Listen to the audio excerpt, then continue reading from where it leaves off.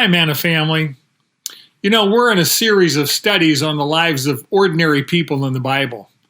Today, we're looking at a very unusual woman who gave birth to a son miraculously, watched him die, and then saw him raised from the dead. Her story is told in 2 Kings 4.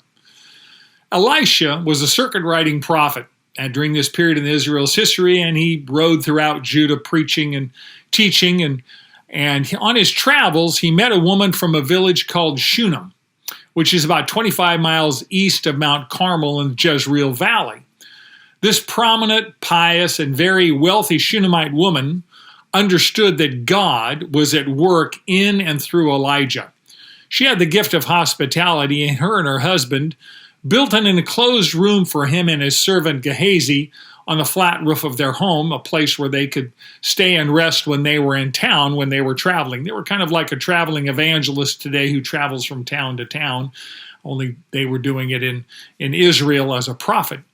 Elisha appreciated all that she had done for him, and she asked her what she would like him to do for her. And she said, "I'm content with what I have." 2 Kings 4 verse 14 says that Elisha was talking with his servant Gehazi, and he said, "What is to be done for her?" And Gehazi answered, "Truly, she has no son, and her husband is old." And Elisha said, "Call her." When she had called her, she stood in the doorway, and Elisha said, "At this season next year, you shall embrace a son." And she said, "Oh no, my lord, O man of God, do not lie to your maidservant." And the woman conceived and bore a son at that season the next year, as Elisha had said to her.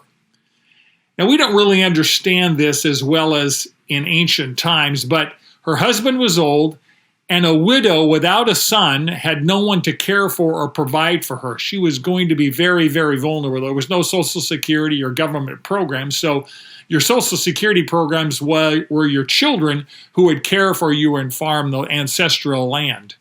Evidently, this woman had desired a child and was aging, but had given up hope of having a child. Nevertheless, God blessed her with the birth of a son 12 months later. And we can only imagine the joy of this couple. Verse 18 says, "When the child had grown, the day came that he went out with his father to the fields.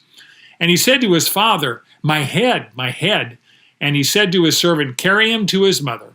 When he had taken him and brought him to his mother, he sat on her lap until noon, and then he died.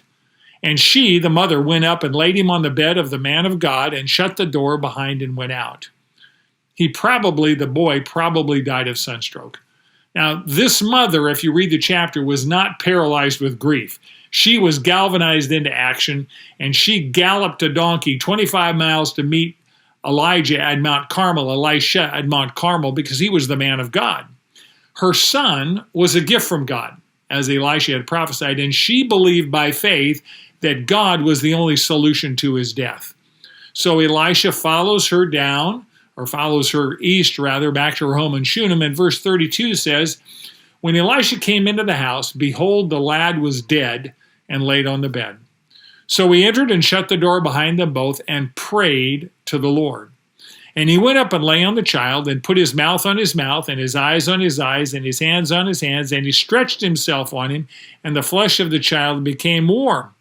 And Elisha returned and walked in the house once back and forth, and went up and stretched himself on him, and the lad sneezed 7 times, and the lad opened his eyes.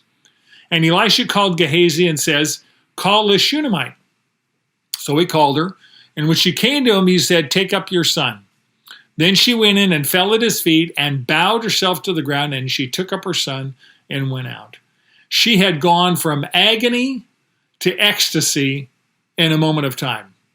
Remember, his birth was a miracle, and his death was allowed so that God's infinite power and love could be revealed when he was raised from the dead. Remember that Jesus allowed his very good friend Lazarus to die for the express purpose of demonstrating his divine power by raising him from the dead.